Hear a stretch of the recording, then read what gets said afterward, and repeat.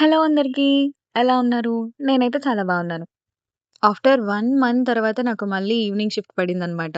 Sleep cycle disturb అవుతుంది అనే ఒక చిన్న ఇష్యూ తప్పించి, ఈ షిఫ్ట్ అంటే అందరికీ చాలా ఇష్టం. Evening and nights. ఎందుకంటే ఎలవెన్స్‌లొస్తాయి కాబట్టి.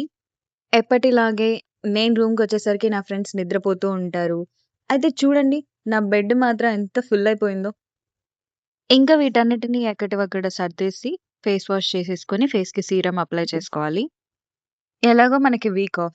అలాగే రేపు నేను నిద్ర లేచేసరికి మధ్యాహ్నం అవుతుంది కాబట్టి బట్టలనేవి ఇప్పుడే ఏసేయాలి. సగం కలర్ పోయేవి, సగం కలర్ పోనివి 2 వాషింగ్ మిషన్‌లో డివైడ్ చేయాలన్నమాట. మనకు అదృష్టం చాలా ఉన్నట్టుంది. టైంకి 2 వాషింగ్ మిషన్‌లు ఖాళీగా ఉన్నాయి. లేదంటే అసలు ఖాళీయే ఉండవు. క్యూ ఉంటదసలు. ఆహా! ఇదాడింది మనతో వింత నాటకం. కింద వాషింగ్ మిషన్‌లు ఖాళీ ఉన్నప్పుడే నేను అర్థం చేసుకోవాల్సింది ఆల్రెడీ అందరూ వేసేసారని. సో, ఇప్పుడు చేసేదేం లేక ఆరిపోయిన వాళ్ళవి పక్కకి నెట్టేసి మనం బట్టలు వేసుకోవాలి. ఇందులో నన్ను పెద్ద విలన్‌లా చూడకండి. అందరూ ఇలాగే చేస్తారు. వేరే దారుండదు. మన దగ్గర క్లిప్స్ చాలా తక్కువున్నాయి కాబట్టి బట్టలకి సరిపోలేదు. సో, అందుకే చున్నీలన్నిటిని ఇలా ముడేస్తున్నాను. ఈ ఐడియా నాకు మా అక్క చెప్పింది.